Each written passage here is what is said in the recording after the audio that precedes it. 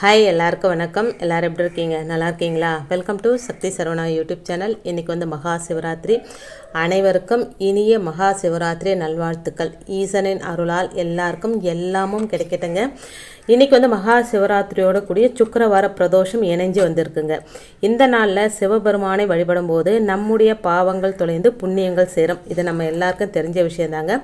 இதோட சுக்கிரவார பிரதோஷமும் சேர்ந்து வந்திருப்பதனால இந்த வழிபாடு நம்முடைய பணப்பிரச்சனைகள் அனைத்தும் நீங்கி செல்வ வளத்துடன் வாழக்கூடிய யோகத்தை தருங்க. இத்தகைய அற்புதமான நாளில் அனைவரும் சிவபெருமானை வழிபாடு செய்வது பற்றியும் அவருக்கான விரத முறைகள் பற்றியும் தான் தெரிஞ்சு வச்சுட்ருப்போம். இப்படியான இந்த நாளில் அம்பிகை வழிபாடு செய்வது நம்முடைய குடும்பத்தின் அனைத்து பிரச்சனைகளையும் தீர்த்து குடும்பம் நல்ல முறையில் வாழ வழிவகுக்கும். அது எப்படி என்ன அப்படின்றத இந்த வீடியோவில் தெரிஞ்சுக்கலாம் வாங்க. இப்போ தான் ஃபஸ்ட் டைம் என்னுடைய வீடியோஸ்லாம் நீங்கள் பார்க்குறீங்க அப்படின்னா ப்ளீஸ் சேனலுக்கு சப்ஸ்கிரைப் பண்ணி சப்போர்ட் பண்ணுங்கள். உங்களுடைய ஒவ்வொரு சப்போர்ட்டும் எனக்கு மிகப்பெரிய ஒரு மோட்டிவேட்டாக இருக்குங்க. செல்வ செழிப்புடன் வாழ அம்பாள் வழிபாடு. மகா சிவராத்திரி தினத்தில் சிவபெருமான் வழிபாடு எந்த அளவுக்கு முக்கியமோ அதே அளவு முக்கியம் அம்பிகை வழிபாடும். ஏன்னா இந்த உலக மக்களின் நலனுக்காக இந்த தினத்தில் சிவபெருமானை நினைத்து உண்ணாமலும் உறங்காமலும் விரதமிருந்து அன்னை வழிபட்டதால தான் உருவானதே இந்த சிவராத்திரி. அப்படியான இந்த தினத்தில் அன்னையின் மனதை குளிர வைத்து அவர்களுடைய ஆசீர்வாதத்தை பெறுவது மிகவும் முக்கியம். அதற்கான ஒரு வழிபாட்டு முறையை தான் இந்த வீடியோவில் நாம் தெரிஞ்சுக்க போகிறோம். இதுக்கு உங்கள் வீட்டுக்கு பக்கத்தில் இருக்கிற ஏதாவது ஒரு அம்மன் ஆலயத்தை தேர்ந்தெடுத்துக்கோங்க.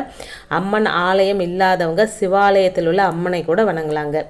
இன்றைய நாளில் இரவுக்குள்ளே அம்மன் ஆலயத்துக்கு போங்க. அப்படி போகும்போது அம்பிகைக்கு சிகப்பு நிறத்திலான பூவை வாங்கிட்டு போங்க. அதே போல் சிகப்பு நிறத்தில் குங்குமத்தையும் வாங்கிட்டு போங்க. இது ரெண்டையும் கொண்டு போயிட்டு அன்னைக்கு பூக்களை சாற்ற கொடுத்துடுங்க. இந்த குங்குமத்தை மட்டும் அன்னையின் பாதத்தில் வைத்து வணங்கிய பிறகு அதில் கொஞ்சமாக நீங்கள் கேட்டு வாங்கிக்கோங்க. இந்த குங்குமத்தை கொண்டு உங்கள் பூஜை அறையில் வச்சு தினந்தோறும் இதை நெற்றியில் அன்னையை நினைத்து வச்சுக்கோங்க. இதன் மூலம் வீட்டில் லக்ஷ்மி கடாட்சம் அதிகரிக்குங்க. நிம்மதி நிலவும். குடும்ப பிரச்சனைகள் அனைத்தும் தீர்ந்து ஒற்றுமையுடன் வாழக்கூடிய யோகம் கிடைக்குங்க. இவை அனைத்திலும் விட அனைத்து பிரச்சனைக்கும் மூல காரணமாக இருக்கக்கூடிய பணத்தடை விலகுங்க. இன்றைய நாளில் சிவ வழிபாட்டுடன் சேர்த்து அம்பிகையும் இந்த முறையில் வழிபாடு செஞ்சுக்கோங்க. இதனால் உங்கள் குடும்பம் என்றென்றைக்கும் எந்தவித பிரச்சனையும் இன்றி நிம்மதியாகவும் சந்தோஷமாகவும் வாழுங்க. ஒருவேளை உங்களுக்கு கோயிலுக்கு போக முடியாத சூழ்நிலை இருக்குது அப்படின்னா வீட்லேயே இந்த வழிபாடு எப்படி செய்யலாம் அப்படின்னா நல்ல வாசமான தாழம்பு குங்குமம் வாங்கிக்கோங்க. உங்ககிட்ட எந்த அம்மன் படம் இருந்தாலும் சரி, அது மகாலட்சுமியாக இருக்கலாம், துர்க்கை அம்மனாக இருக்கலாம், வராகி அம்மனாக இருக்கலாம், எந்த அம்மன் படத்துக்கு முன்னாடியும் அந்த குங்குமத்தால் நீங்கள் அர்ச்சனை பண்ணிக்கோங்க. 108 போற்றிகள் அன்னையோட போற்றிகள் சொல்லி நீங்கள் அர்ச்சனை செஞ்சு அந்த குங்குமத்தையும் நீங்கள் தினந்தோறும் வச்சுக்கிட்டே வரும்போது அதுவும் ஒரு நல்ல பலனை கொடுக்குங்க. எதுவாக இருந்தாலும் கோயிலில் போயிட்டு வழிபாடு செய்யும்போது அதற்கான பலனே வேறு, அதுக்கு உடனே கிடைக்குங்க. நம்ம வீட்டில் வழிபாடு செய்யும்போது அதுக்கு கொஞ்சம் பலன் கம்மியாக இருக்கும். ஏன்னா கோயில் அப்படின்றது நேர்மறை ஆற்றல்கள் நிறைஞ்ச ஒரு இடம். அந்த இடத்துல போயிட்டு நம்ம எது செஞ்சாலும் அது உடனே நமக்கு பலிக்கும் அப்படின்றது நம்ம எல்லாருக்குமே தெரிஞ்ச விஷயம். சந்தர்ப்ப சூழ்நிலையால் போக முடியாதவங்க மட்டும் வீட்டில் இந்த வழிபாடு செஞ்சு பாருங்கள். சிவராத்திரியோடு சேர்ந்து வந்திருக்கிற சுக்கிரவார பிரதோஷம் 4/6 கண்டிப்பாக நம்ம கோயிலுக்கு போயிட்டு சிவபெருமானை வழிபாடு செய்வோம். பிரதோஷ தினத்தன்றும் சிவராத்திரி தினத்தன்றும் எப்படி சிவபெருமானை நாம் வழிபடுறோமோ அதே அளவுக்கு நந்தியம் பெருமானையும் வழிபடணுங்க. காரணம், பிரதோஷ வேளையில் சிவபெருமான் நந்தி பகவானின் 2 கொம்புகளுக்கு இடையில் நடனமாடினார் அப்படின்னு சொல்லப்படுதுங்க. அதனால தான் இன்றளவும் பிரதோஷ பூஜை நிறைவடைந்த பிறகு உற்சவமூர்த்தியை நந்தியம்பெருமானின் தோளில் வைத்துக்கொண்டு கோவிலை வலம் வரும் பழக்கம் இருந்துட்டு வருதுங்க. அதோடு மட்டுமில்லாமல் நந்தியம்பெருமானின் கொம்புகளுக்கு இடையில் சிவபெருமானை தரிசனம் செய்பவர்களுக்கு சிவகதி கிடைக்கும் அப்படின்னு சொல்லப்படுதுங்க. அப்படிப்பட்ட அற்புத சக்தி வாய்ந்த நந்தியம்பெருமானை இன்று எந்த முறையில் வழிபட நமக்கு நன்மைகள் கிடைக்கும் அப்படின்னு பார்க்கலாங்க.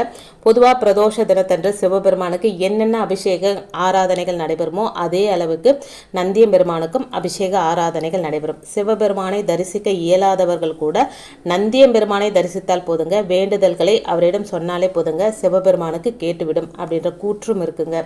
அதனால தான் பலரும் நந்தியம் பெருமானின் காதில் தங்களுடைய வேண்டுதல்களை சொல்லுவாங்க.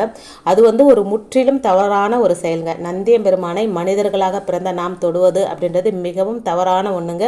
அதற்கு மாறாக அவரிடம் நாம் மானசீகமாக பேசினாலே போதுங்க, அவருக்கு கண்டிப்பான முறையில் நம்முடைய வேண்டுதல்களை எடுத்துகிட்டு போயிட்டு சிவபெருமான்கிட்ட சேர்த்துருவாருங்க. சிவபெருமானுக்கு எப்படி வில்வ இலைகள் மிகவும் சிறப்பு வாய்ந்ததாக இருக்குதோ, அதே போல் நந்தியம்பெருமானுக்கு அருகம்புல் மாலை அப்படின்றது ரொம்ப சிறப்பு வாய்ந்ததாக சொல்லப்படுதுங்க. நந்தியம்பெருமானை வழிபடுபவர்கள் அருகம்புல் மாலையை வாங்கி வந்து அவருக்கு கொடுக்கணுங்க.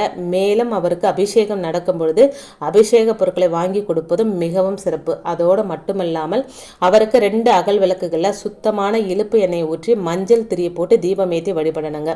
முடியாதவங்க நெய் ஊற்றி கூட தீபமேற்றி வழிபடலாங்க. நந்தி தேவருக்கு காப்பரிசி அப்படின்றது மிகவும் பிடித்தமான ஒன்றாக இருக்குங்க. அதாவது சிகப்பு அரிசியை காலையிலேயே ஊற வச்சு அதை சுத்தமாக வடிகட்டி அதில் நாட்டு சக்கரை அப்படி இல்லைன்னா வெல்லம் சேர்த்து இதோட பொடியாக நறுக்கின தேங்காய் அப்படி இல்லைன்னா தேங்காய் துருவலை சேர்த்து நல்லா கிளறி வைக்கிறது தாங்க காப்பரிசி. இந்த காப்பரிசியை நந்தியம்பெருமானுக்கு நெய்வேத்தியம் செய்ய அவர்களுடைய வேண்டுதல்களை நந்தியம்பெருமான் நிச்சயமாக நிறைவேற்றுவார் அப்படின்னு நம்பப்படுதுங்க. இது மட்டும் இல்லாமல் நந்தியம்பெருமானுக்குரிய மந்திரம் இருக்குங்க. இந்த மந்திரத்தை பிரதோஷ வேளையில் நந்தியம்பெருமானை நினைத்து நாம் எங்கு இருந்தாலும் மனசார உச்சரிக்க நம்முடைய வேண்டுதல்கள் கண்டிப்பான முறையில் நிறைவேறும். மேலும் நம்முடைய வாழ்க்கையில் அனைத்து விதமான நன்மைகளையும் வாரி வழங்குவார். நோய் நொடிகள் எதுவுமே அண்டாதுங்க. பிரச்சனைகள் எல்லாமே போயிடும். பணத்தடை விலகுங்க. அந்த மந்திரம் நந்தியம்பெருமான் மந்திரம் ஓம் தத்புருஷாய வித்மகே சக்கரதுண்டாய தீமகி தன்னோ நந்தி பிரச்சோதயாத். ஓம் தத்புருஷாய வித்மகே சக்கரதுண்டாய தீமகி தன்னோ நந்தி பிரச்சோதயாத். சிவபெருமானை வழிபடுபவர்கள் கண்டிப்பான முறையில் நந்தியம்பெருமானை வழிபடணும். இந்த வழிபாட்டை முழு நம்பிக்கையுடன் செய்பவர்களுடைய வாழ்க்கையில் சிவபெருமான் மற்றும் நந்தியம்பெருமானின் அருள் பரிபூரணமாக கிடைக்குங்க.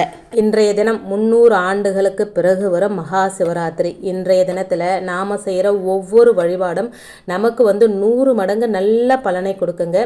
சிவபெருமானை வழிபாடு செஞ்சாலும், அம்பிகையை வழிபாடு செய்தாலும், நந்தியம்பெருமானை வழிபாடு செய்தாலும் அதற்கான பலன் நமக்கு 2 மடங்காக இல்லைங்க, 100 மடங்கு நமக்கு கிடைக்கும் அப்படின்றதுல உங்களுக்கு எந்தவித சந்தேகமும் வேணாங்க. இந்த நாளை யாருமே தவற விடாமல் உங்களால் முடிஞ்ச அளவுக்கு நீங்கள் வழிபாடு செய்யுங்க. ரொம்ப கஷ்டப்பட்டு தான் எந்த தெய்வத்தையும் வழிபாடு செய்யணும் அப்படின்ற அவசியம் கிடையாதுங்க. உங்கள் உடல்நிலை மனநிலையை பொறுத்து நீங்கள் வழிபாடு செஞ்சுக்கோங்க. இன்றைக்கி வீடியோவில் நான் சொன்ன விஷயங்கள் உங்களுக்கு பிடிச்சிருந்தது அப்படின்னா ப்ளீஸ் சேனலுக்கு சப்ஸ்கிரைப் பண்ணி சப்போர்ட் பண்ணுங்கள். இந்த வீடியோவை உங்கள் ஃப்ரெண்ட்ஸ் அண்ட் ஃபேமிலிக்கும் ஷேர் பண்ணி விடுங்க. இன்னொரு எளிமையான ஆன்மீக தகவலோடு உங்களை சந்திக்கிறேன். அது வரைக்கும் நன்றி, வணக்கமும். Take care and bye friends.